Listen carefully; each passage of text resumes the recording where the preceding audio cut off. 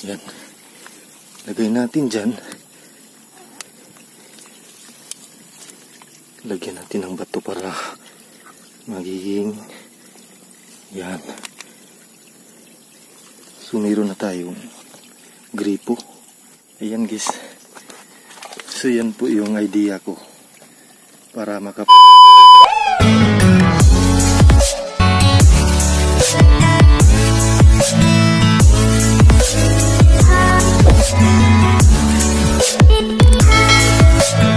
Hey guys, ayan, welcome back sa ating channel. So for this video, inutusan po kami ng amo namin na magtanim ng mga punong kawayan. Yan oh. So ang dami nito guys, napakarami nito. Mga almost 300 pieces ata to. Tingnan nyo yan. Ang daming kawayan. So ito pala na type of kawayan guys. Ito ay Chinese bamboo. Kasi wala daw itong tinik. Ayan. So ngayon, kailangan kasi lagyan ng tubig dito. So mayroon akong galon dito. Tapos yun nga, nahirapan tayo sa pagkuha ng tubig kasi napakalayo yung farm namin. So ito naman po yung bagong binili na lupa ng amo ko. So yung idea niya is lagyan ng bamboo bawat boundary ng lupa. So ngayon, hindi tayo makahanap ng tubig. So dito tayo parang umuulan naman dito ngayon, no? Kasi napaka putik yung daanan. So we need to get the idea guys na para makapag sahod ka og tubig dito sa bukid. So si Tatay Andres is nandun po. So dito tayo. Meron ditong parang sapa na itubod.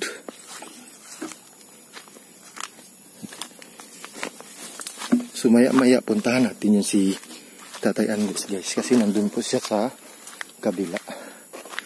So dito, meron ditong tubig na tubod. Yan oh.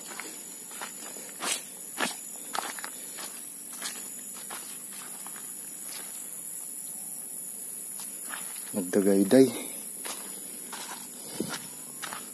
Dito tayo, yan o. So, nahirapan tayo sa pagpuno ng tubig.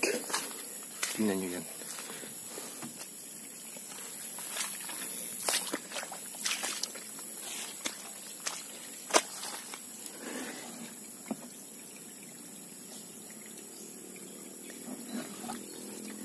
Hindi siya mapupuno. Nahirapan tayo mapuno yung nalagyan natin na tubig. So we need to get the idea. Yan. Kunting sapa. Kunting sapa. So meron ako nakita ditong ito mga palak sa saging dahon. Yan. Kasi yan, naputol na po yan.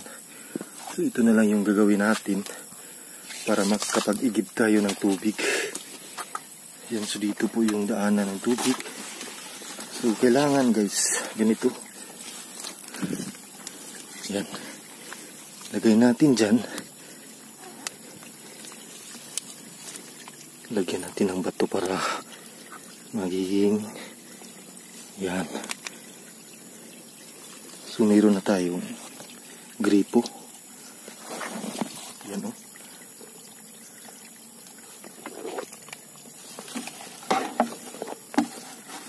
Makapagsa na tayo ng tubig.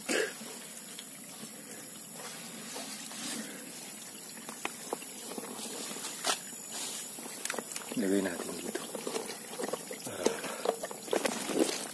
Okay.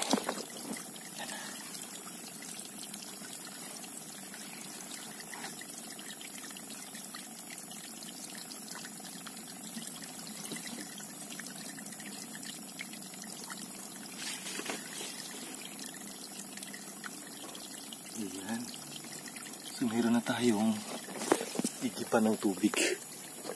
Yun.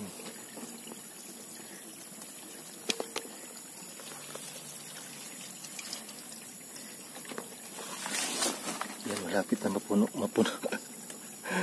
Ayan guys. So yan po yung idea ko para makapag puno tayo ng tubig, di ba? Yun.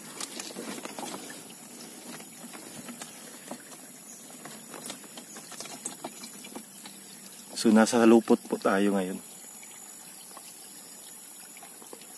Yan. Diba? May igib na tayo. Nakaigib na tayo guys.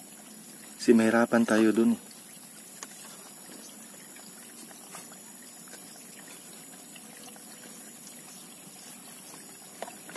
Lapit na mapuno.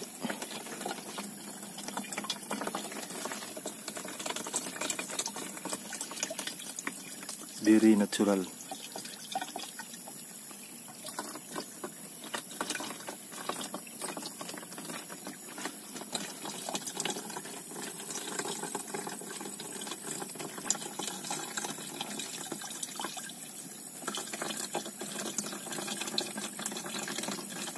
Kunti na lang.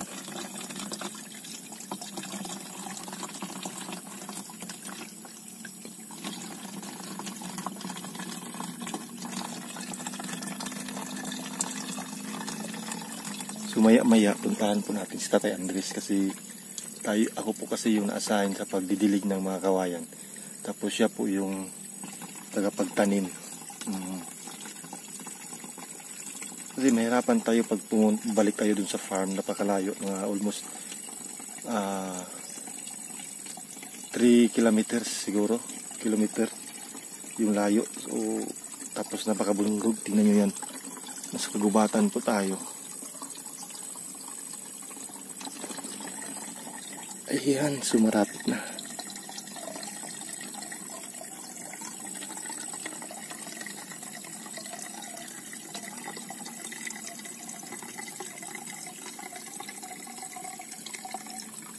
So dahon saging yung dahon ng katawan ng dahon saging yung ginagamit natin para makapag ayun, so puno na guys. So punta na tayo dun kay Tatay Andres. Tapos na po. So dyan lang yan. Pwede ka nga dito manghunaw.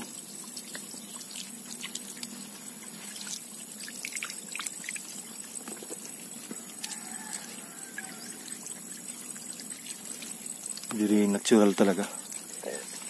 So tara, puntahan na natin si Tatay Andres. So napakaputik dito. Dito tayo dadaan. See? So nandito po si Tatay Andres guys.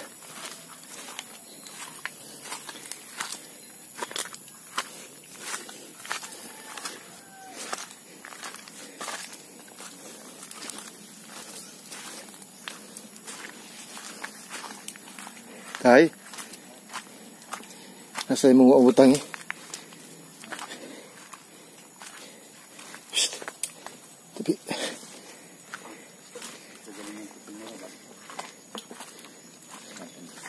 Ano?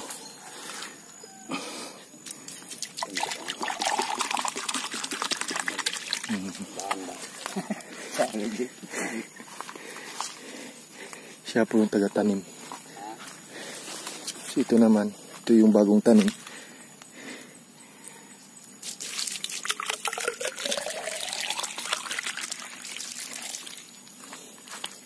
So dun tayo. Ayan. So easy lang sa atin pag may idea tayo. Ito.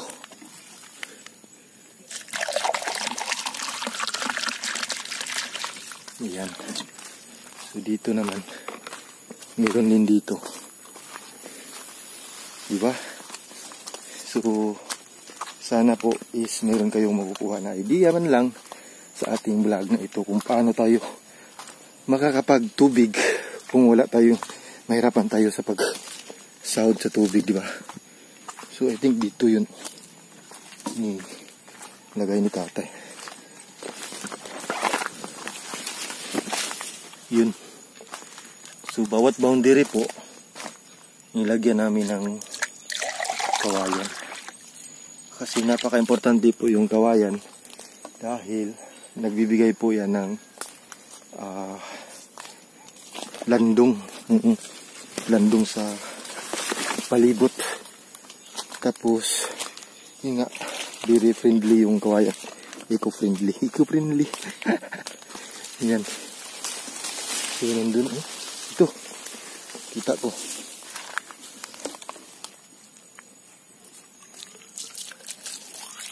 Yun. So nandito, meron din dito.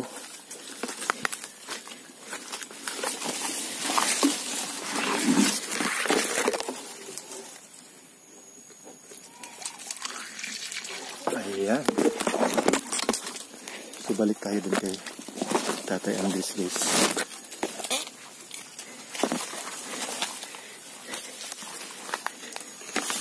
Sige. Napakadali lang, di ba?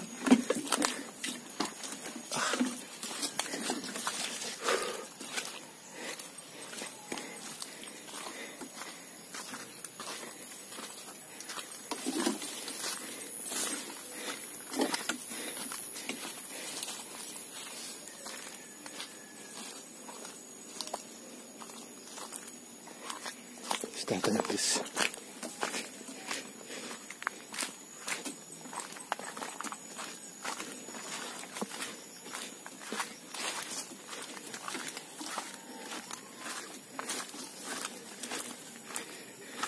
Mana? Naitanong?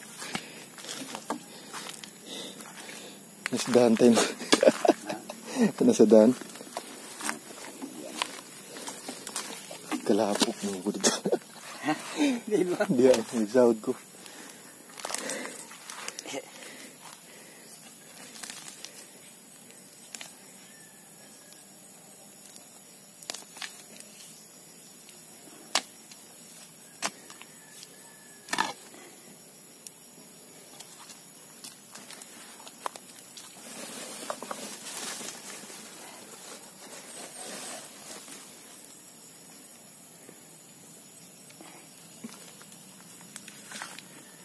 Katong na ikuan ko na tayo. Katong na idahot.